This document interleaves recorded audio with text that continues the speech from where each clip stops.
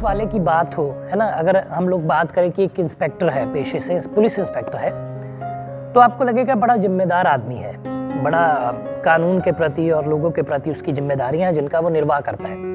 लेकिन ऐसा इंस्पेक्टर जो अय्याश है, जो कॉल गर्ल्स को बुलाता है, और क्या होता है उसके साथ, क्या है उसकी कहानी, आज ऐसी कहानी आप लोगों के लिए लेकर आया हूं। आइए बताता हूं पूरी कहानी। अनसुलझे रिश्तों को सुलझाती एक डोर, यानी कि मैं आपका लव गुरु। नमस्कार दोस्तों, मैं हूं युवराज सिंह और आप देख रहे हो मेरा यूट्यूब चैनल लव गुरु युवराज। दोस्तों, आशा करता हूं आप लोग स्वस्थ होंगे, मस्त होंगे और अपनी लाइफ को एंजॉय कर रहे होंगे। दोस्तों, जब हिंदू धर्म या किसी भी धर्म की बात करें, शादी होती है तो बड़े वादे किए जाते हैं। पूजा के टाइम पे जो शादी के मंडप में बिठाने के बाद उसमें एक वादा ये भी होता है कि जो पुरुष है वो पराई स्त्री की तरफ नहीं देखेगा और जो स्त्री है वो पराए पुरुष की तरफ नहीं देखेगी। लेकिन क्या हो जब ये दोनों एक दूसरे को छोड़कर तीसरे की तरफ देखें तो क्या होता है, बताता हूं। एक पुलिस इंस्पेक्टर पीएससी में कार्यरत प्रयागराज में, जिनका नाम है सतीश कुमार सिंह।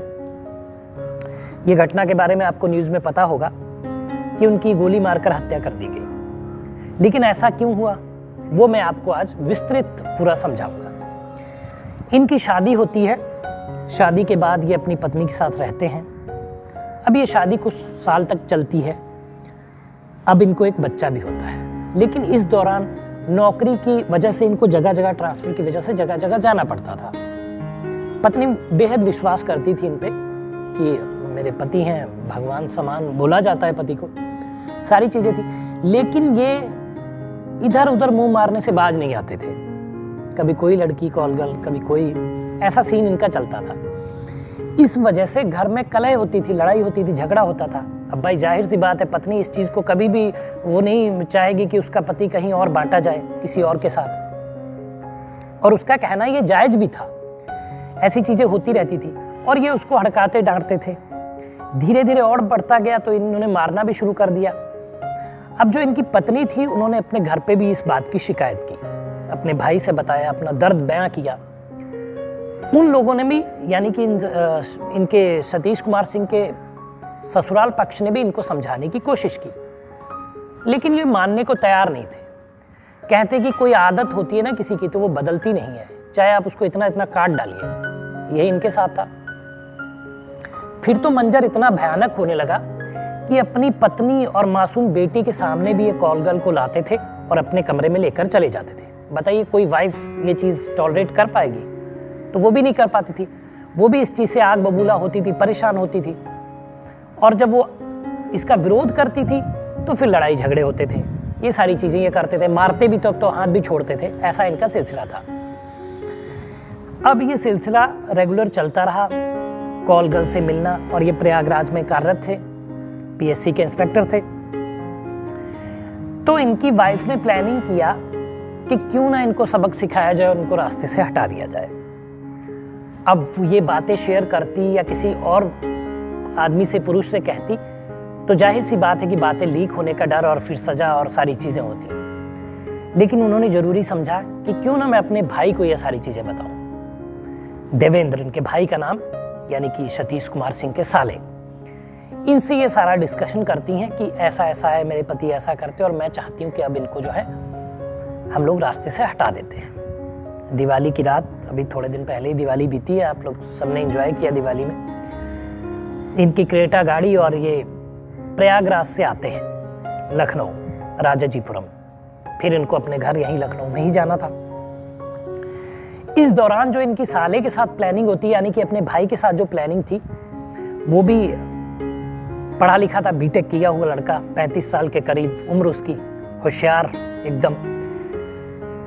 तो वो एक प्लानिंग तैयार करता है कि मैं ऐसा ऐसा करूंगा तो पकड़ा नहीं जाऊंगा और जीजा जी को मार भी दूंगा। देसी कट्टे का इंतजाम करता है। जैसा कि यूपी में कट्टा मिलना बहुत बड़ी बात नहीं है, स्वाभाविक सी बात है, कहीं से भी आप अरेंज कर सकते हैं अगर चाहे तो। उसने अरेंज किया, एक पिस्टल अरेंज किया और उसके बाद में प्लानिंग करने लगा। उसने साइकिल एक खरीदी, एक मोबाइल ट्रैकर खरीदा, जीपीएस वाला, जिसको उन्होंने इनकी गाड़ी के अंदर लगा दिया, अपने जीजा जी की क्रिएटा गाड़ी में, कि मैं इनको ट्रैक करता रहूंगा कि कहाँ है। और उसका एक एप्लीकेशन इनके मोबाइल में डाउनलोडेड था जिसके थ्रू ये सारी चीज़ें देख रहे थे। फिर कानून से बचने के लिए इन्होंने अपना मोबाइल अपने भांजे को दिया, जहाँ पे उनके साथ रहते थे, वो 12th में लड़का पढ़ता था, कि मैं दिवाली की रात जो है थोड़ा बाहर जाऊँगा काम से, तो तुम जोमेटो या किसी स्विगी वगैरह से तुम खाना ऑर्डर करके मंगा सकते हो, है ना, और मेरा अकाउंट इसमें अटैच है, उससे तुम पेमेंट भी ऑनलाइन कर सकते हो।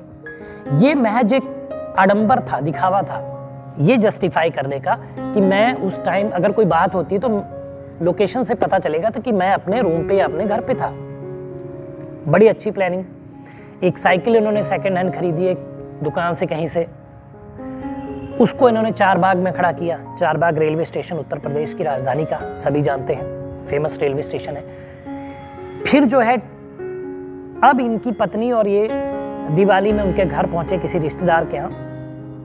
अब इनकी पत्नी ने थोड़ा बहाना बनाया कि मेरे सर में दर्द हो रहा है, ये हो रहा है, चलिए अब घर चलते हैं। और इधर इनकी भाई से पूरी साठगांठ थी कि इतने बजे हम निकलेंगे और तुम कहाँ पे मिलोगे, सुनसान रास्ता जहाँ पे तय किया गया कि उनके घर को जाने का जो रास्ता था वहीं पे तुम मिलना और वहीं पे इनको जो है गोली मार देना।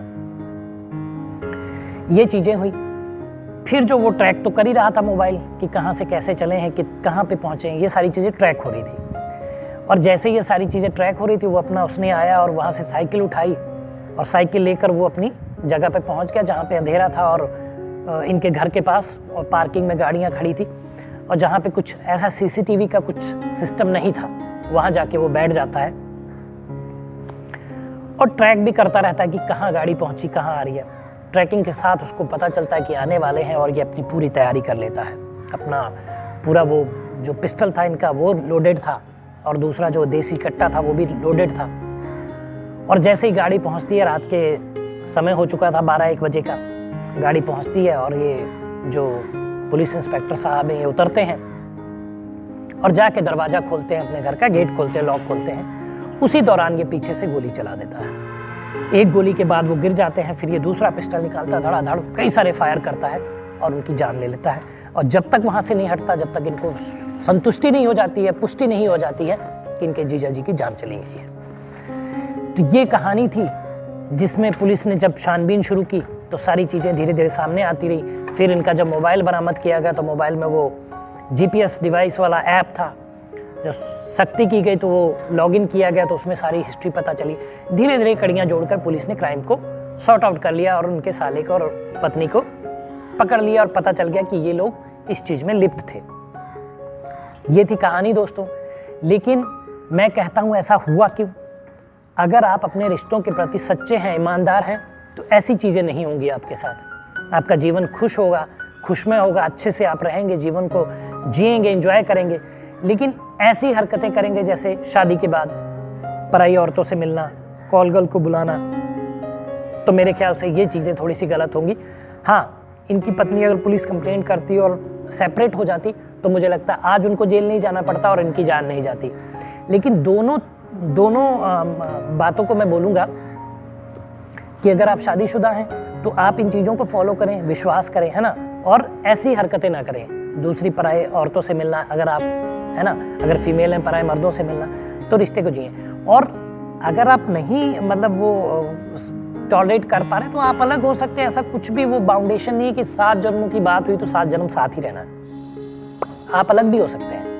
उसमें क्या होता कि इंस्पेक्टर साहब की जान नहीं जाती, उनको सबक मिल जाता कि उनका परिवार बिखर गया इसी वजह से, और इनकी जो वाइफ है और साले साहब हैं, इनको जेल नहीं जाना पड़ता। तो ये क्राइम की स्टोरियाँ, ये प्यार से रिलेटेड स्टोरियाँ मैं इसीलिए आपको बताता हूँ कि अगर आपके मन में ऐसा उथल पुथल चल रहा है और क्राइम की तरफ आपके कदम बढ़ रहे हैं तो वहीं पे उनको रोकिए, क्योंकि उनका अंजाम बहुत बुरा है। क्योंकि पुलिस हर चीज़ के पहलू की जानकारी करने के बाद क्रिमिनल को पकड़ जरूर लेती है। तो बस उस समय आपको क्या करना है, उस समय अपने लव गुरु को याद करना है, यानी कि मुझे, और मेल आईडी नीचे फ्लैश और इस पर मेल करना है। एक मेल लेने के बाद मैं आपका नाम पता बिल्कुल बताता नहीं हूँ, एक वीडियो के माध्यम से आपको उस परेशानी से बाहर निकालने का रास्ता बताता हूँ। तो दोस्तों ये कहानी थी। बताइएगा वीडियो कैसा लगा, कमेंट करिए, शेयर करिए, चैनल को सब्सक्राइब करिए। मिलेंगे अगली वीडियो में, तब तक मुस्कुराते रहिए, खुश रहिए, क्योंकि जीवन बहुत छोटा है। धन्यवाद।